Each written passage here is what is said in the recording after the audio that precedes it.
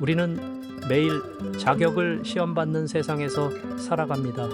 어디를 가나 쓸모를 증명해야 하고 실수하지 않아야 비로소 내 자리를 허락받는 냉정한 현실 속에 서 있습니다. 그래서 우리는 하나님 앞에서도 자꾸만 뒤를 돌아봅니다. 내가 이 모습으로 가도 될까? 나 같은 사람도 환영받을 수 있을까? 스스로 아들이 아닌 종이 되어 돌아가는 발걸음을 멈추곤 합니다. 오늘 집으로 돌아가는 길의 6번째 여정은 환대입니다. 하나님은 우리의 자격을 묻지 않으십니다. 우리의 누더기 같은 옷을 벗기시고 가장 좋은 옷과 인장 반지를 예비하며 잔치를 준비하시는 분. 오늘 예배를 통해 우리를 위해 십자가에서 모든 심판을 대신 받으시고 오직 사랑으로만 우리를 맞이하시는 하나님의 품을 경험하시길 바랍니다. 함께 집으로 가겠습니다. 당신을 위한 잔치가 이미 시작되었습니다.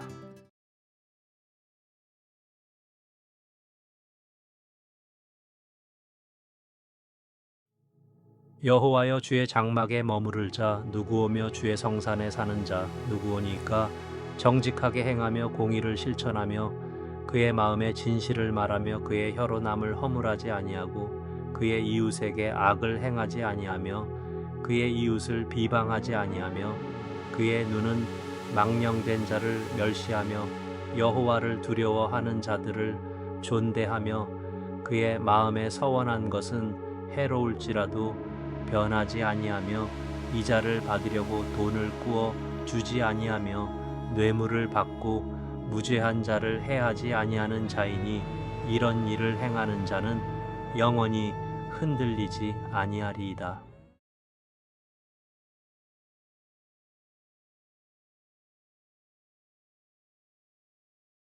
아들이 이르되 아버지, 내가 하늘과 아버지께 죄를 지었사오니 지금부터는 아버지의 아들이라 일컬음을 감당하지 못하겠나이다.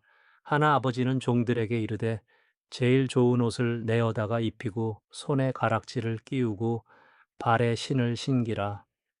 그리고 살진 송아지를 끌어다가 잡으라. 우리가 먹고 즐기자.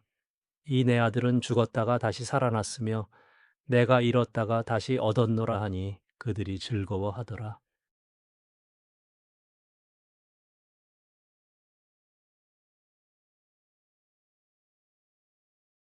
제가 신앙생활을 하면서 가장 받아들이기 어렵고 이해하기가 힘들었던 부분이 하나님은 사랑이지만 동시에 공의의 하나님이라는 것입니다.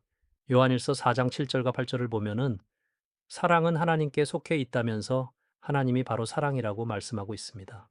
그런데 시편 9편 8절을 보면 하나님은 공의로 세계를 심판하며 정직으로 만민에게 판결을 내리시는 분이라고 기록되어 있습니다.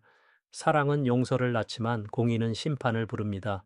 그렇다면 사랑과 공의가 용서와 심판이 어떻게 한 하나님 안에 공존할 수 있습니까? 그것을 분명하게 보여주는 것이 바로 예수 그리스도의 십자가 사건입니다. 하나님은 세상을 사랑하셔서 용서하기를 원하지만 동시에 죄에 대하여 반드시 세상을 심판하셔야 합니다. 그래서 하나님 스스로 사람이 되어 이 땅에 오셔서 십자가에 달리셨습니다. 세상을 향해 쏟아질 불같은 하나님의 진노와 심판이 모두 십자가 위로 쏟아졌습니다. 예수님의 온몸이 갈기갈기 찢기고 심장의 마지막 한 방울 피까지 쏟아내셨으며 그 심판은 결말은 그분의 죽음으로 끝이 났습니다. 그러나 십자가는 단지 심판을 위한 것만이 아니라 동시에 용서를 위한 것이기도 합니다. 십자가 위에서 우리의 모든 죄가 용서되었습니다. 하나님이 예수 그리스도의 십자가로 우리를 용서하셨습니다. 우리는 사랑과 공의, 용서와 심판을 분리해서 생각하는 경향이 있습니다만 하나님은 십자가 위에서 이 모든 것을 이루셨습니다. 그런데 그 십자가로 구원받은 우리가 종종 혼란을 겪는 문제가 있습니다. 말씀대로 온전하게 살지도 못하고 죄와 유혹에 연약하고 영적인 생활에 게으른 나 자신을 볼 때마다 과연 내가 구원받은 사람인지, 여전히 하나님은 나를 사랑하시는지, 내가 그런 사랑을 받을 만한 사람인지 고민하는 겁니다. 그런 내 연약하고 부족한 모습에 너무 화가 나기도 합니다. 오늘 집으로 돌아가는 길 6번째 시간에는 돌아온 아들과 그를 용서하시는 아버지를 보면서 그 문제의 답을 찾아보려고 합니다. 본문을 묵상하다가 떠오른 두 가지 중요한 단어가 있습니다. 바로 환대, hospitality와 축하, celebration입니다. 환대란 어떤 것입니까? 환대는 어떤 사람을 반갑게 맞이하고 후하고 정성스럽게 대접하는 것입니다. 둘째 아들이 아버지에게서 받은 것이 바로 환대입니다. 환대의 반대말이 무엇인지 아십니까? 바로 박대입니다. 인정 없이 모질게 대하고 푸대접을 받는 것을 뜻합니다. 둘째 아들은 자신이 그런 환대를 받을 자격이 없다고 생각했습니다. 지난날 아버지 집에서 아버지의 사랑을 받으며 살았던 아들로서의 자신은 이미 죽었다고 생각했습니다. 아버지의 아들이 될 수 있는 자격을 완전히 잃었다고 생각했습니다. 그래서 그는 아버지가 말했던 것처럼 죽은 자이며 잃은 자였습니다. 그러니 그는 환대가 아니라 박대를 받아야 마땅한 사람이었습니다. 그러나 그의 예상과는 달리 아버지는 돌아온 둘째 아들에게 최고로 좋은 옷을 입히고 반지를 끼워주고 신발을 신겨주었습니다. 옷과 반지와 신발은 신분과 지위와 영예를 상징하는 것들입니다. 옛날 그 시절에 사람들이 내가 다른 사람보다 지위가 높고 연계가 있다는 것을 어떻게 나타낼 수 있었겠습니까? 내가 입는 옷이 바로 내 신분을 나타내던 시절입니다. 당시 고귀한 사람들이 끼던 반지는 인장 반지였습니다. 자신의 권위를 나타내고 모든 것에 소유권을 행사할 수 있는 것입니다. 신발도 마찬가지입니다. 당시 종들이 무슨 신발을 신고 다녔겠습니까? 입은 옷과 끼고 있는 반지와 신고 있는 신발을 보면 그가 어떤 사람인지를 알 수 있는 시대였습니다. 아버지는 거지 같은 삶에서 돌아와 아버지 집에서 종으로 남아 살기 원했던 둘째 아들을 그의 아들로 받아들였던 것입니다. 아니, 정확하게 말하자면 아들의 신분을 다시 회복시켜 주었습니다. 지난 주일에 보았던 렘브란트의 탕자의 귀향이라는 그림에서 아버지의 손을 다시 보십시오. 돌아온 아들의 등을 만지고 있는 아버지의 두 손입니다. 아버지는 아들의 등에 손을 올려 아들이 자신 품에 더 깊이 안길 수 있도록 끌어안았습니다. 더러워진 몸, 냄새나는 옷, 닳아버린 신발, 상처난 발. 그러나 아버지에겐 아무 상관이 없었습니다. 아버지는 아들을 향해 손을 열었습니다. 그리고 그 안에 얼굴을 받고 안긴 아들을 더욱 깊이 품었습니다. 이것이 바로 하나님의 환대입니다. 여기서 하나님이 어떤 분인지를 아는 것이 중요합니다. 모르면 오해하게 되어 있습니다. 성서가 증거하는 하나님은 어떤 분일까요? 이사야 42장 3절에 보면 그분은 상처난 갈대를 꺾어버리지 않으시고 다 탄 심지도 끄지 않으시는 분입니다.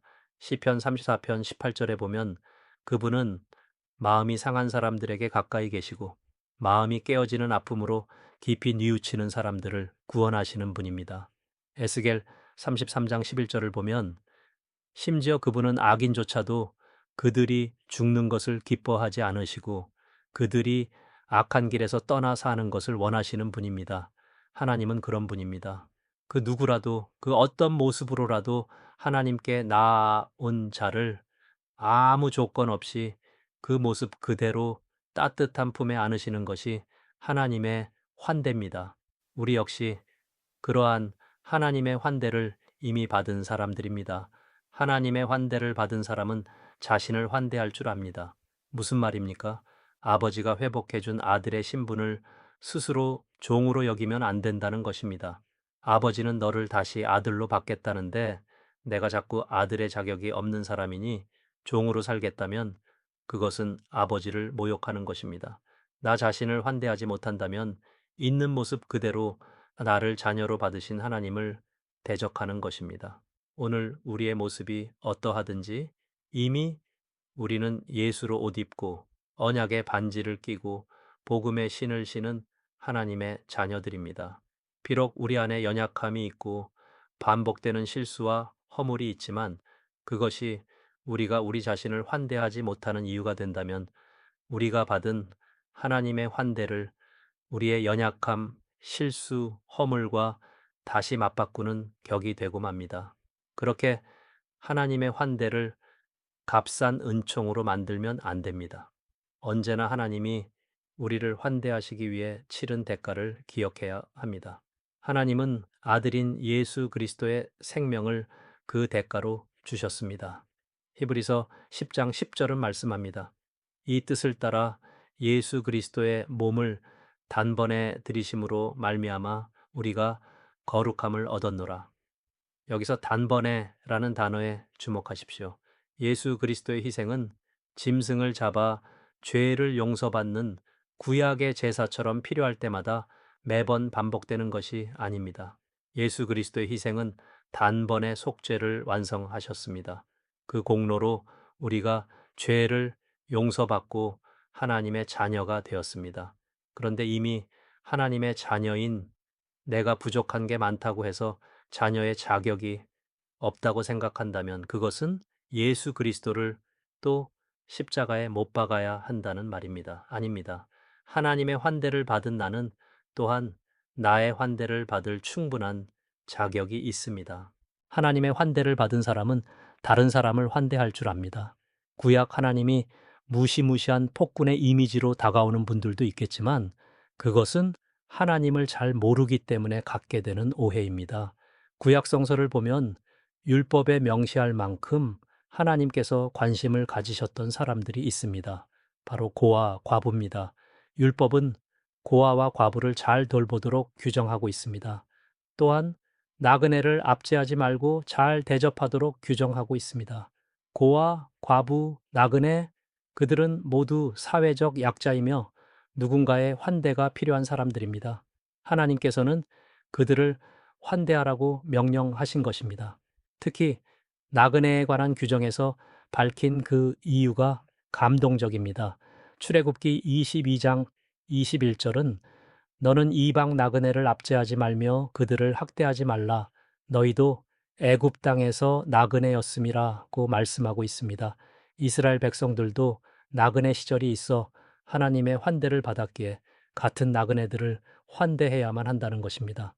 나아가 예수님은 신약에 와서 그 환대의 범위를 원수에게로 확대하셨습니다. 누가복음 6장 35절은 우리가 원수를 사랑하고 선대하며 아무것도 바라지 말고 꾸어 주어야 한다고까지 말씀하고 있습니다. 원수도 환대의 대상이 된 겁니다. 그러니 지금 내가 누군가를 환대하지 못하고 있다면 그것은 내가 받은 하나님의 환대를 가치 없는 것으로 만드는 것입니다. 이것이 또한 누군가를 용서해야 할 이유가 됩니다. 나도 하나님께 용서받았고 환대를 받았으니 내게 죄를 지은 자를 용서하고 환대하는 것이 마땅합니다. 같은 용서라고 비교하지 마십시오. 우리의 용서는 하나님의 용서에 비하면 아무것도 아닙니다. 마치 마태복음 18장에 기록된 것과 같습니다. 나는 내가 빚진 일만 달란트라고 하는 어마어마한 돈을 탕감받았는데 나에게 겨우 100데나리온 빚진 자를 용서하지 못하는 것과 같습니다. 내가 인격이 뛰어나거나 상대방이 용서받을 자격이 있어서가 아닙니다. 어마어마한 내 죄를 용서받았기에 그를 용서하는 것입니다. 받을 자격이 없는 내가 하나님의 엄청난 환대를 받았기에 그 사람을 환대하는 것입니다. 그것이 바로 환대의 의미입니다. 아버지가 기쁨으로 준비한 잔치를 기억하십니까? 모두가 함께 축하하기 위해 벌인 잔치입니다. 저는 말씀을 묵상하다가 그 모습이 바로 교회의 참모습이라는 생각을 했습니다. 교회 공동체란 다름 아닌 환대를 축하하는 곳입니다. 우리가 받은 하나님의 환대를 축하하는 곳이고 자신을 환대하는 사람들을 축하하는 곳이고 고아와 과부와 나그네들을 환대한 사람들을 축하하는 곳이고 원수까지 환대한 사람들을 축하하는 곳입니다. 교회의 모든 것은 축하 곧 celebration이 되어야 합니다. 영어 성서로 본문 23절과 24절을 보면 celebrate라는 단어가 두 번이 사용됩니다. 그 축하의 절정이 무엇인가 하면 바로 예배입니다. 교회는 하나님의 환대를 받은 사람들이 모여서 우리를 환대하신 하나님을 예배하는 곳입니다. 또 예배를 통해 받은 은혜로 서로를 환대하는 곳입니다. 또 세상을 환대할 수 있도록 서로를 격려하는 곳입니다. 그곳이 바로 교회입니다. 그래서 교회는 즐거워야 합니다. 잔치집 같아야 합니다. 교회가 싸우고 다투고 나뉘는 이유는 환대의 진정한 의미를 모르기 때문이며 그로 인해 축하할 수 없기 때문입니다. 여러분, 언제 어디서나 무슨 일을 하거나 어떤 처지에 있더라도 꼭 잊지 말아야 할 한 가지 사실이 있습니다. 나는 하나님의 환대를 받은 사람이라는 것입니다. 그 환대 속에서 하나님의 자녀가 되었습니다. 비록 내게 있는 부족한 모습들을 본다고 할지라도 그것이 하나님의 환대를 가치 없는 것으로 만들 수 있는 것은 아닙니다. 내 가치는 내 모습이 결정하는 것이 아니고 하나님이 결정하는 것이기 때문입니다. 하나님의 환대를 받은 사람은 나를 환대해야 합니다. 그리고 다른 사람을 환대해야 합니다. 교회는 그렇게 하나님의 환대를 받은 사람들이 모여서 함께 그것을 예배로 축하하는 곳이고 서로를 환대하고 세상을 환대할 수 있도록 힘을 얻는 곳입니다. 교회는 환대와 축하의 장이어야 하지 박대와 싸움의 장이 되어서는 안 됩니다. 이번 한 주 살아가면서 하나님의 환대를 깊이 묵상할 수 있는 뜻깊은 한 주가 되시기를 바랍니다.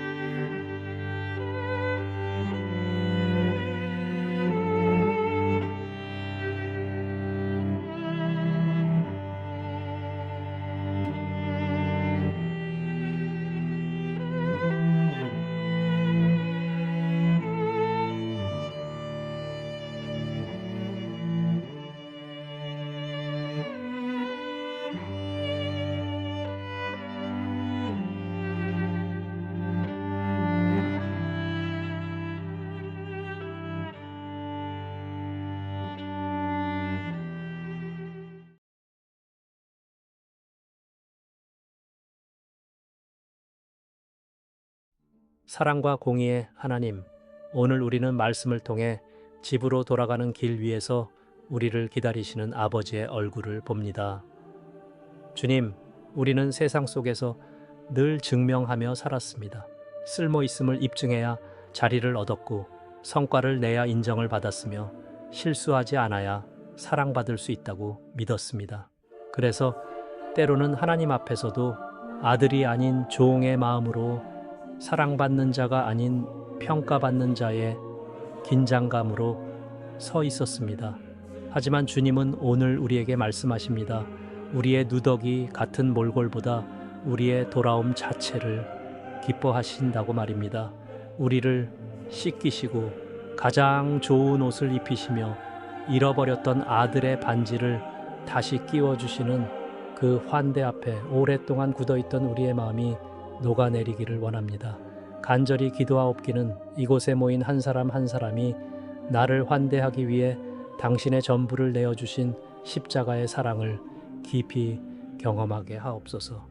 내 자격 때문이 아니라 하나님의 사랑 때문에 내가 가치 있는 존재임을 깨닫고 스스로 정죄하던 날카로운 시선을 거두게 하옵소서. 또한 구하옵기는 우리가 받은 이 거대한 환대가 우리 안에만 고이지 않게 하옵소서. 내가 받은 일만 달란트의 탕감을 기억하며 내 곁에 형제와 자매를 너그러이 환대할 용기를 주옵소서. 우리 교회가 서로의 허물을 비난하는 심판대가 아니라 서로의 회복을 기뻐하며 춤추는 잔치집이 되게 하옵소서. 오늘 예배의 문을 나서 세상으로 나아가는 발걸음이 무겁지 않기를 원합니다. 우리는 혼자가 아니라 우리를 환대하시는 하나님의 품 안에서 걷고 있기 때문입니다. 우리를 영원한 잔치로 초대하신 예수 그리스도의 이름으로 기도드립니다. 아멘.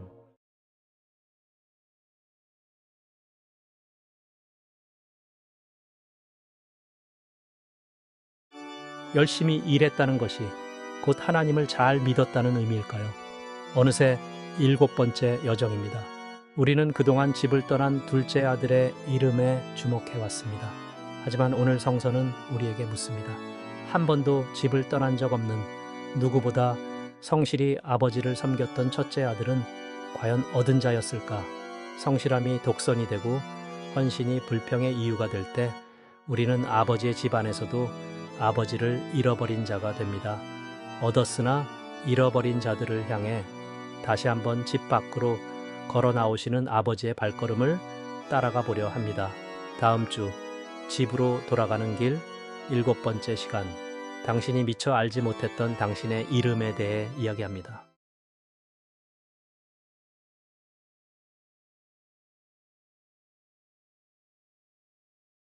평강의 주께서 친히 때마다 일마다 너희에게 평강을 주시고 주께서 너희 모든 사람과 함께 하시기를 원하노라.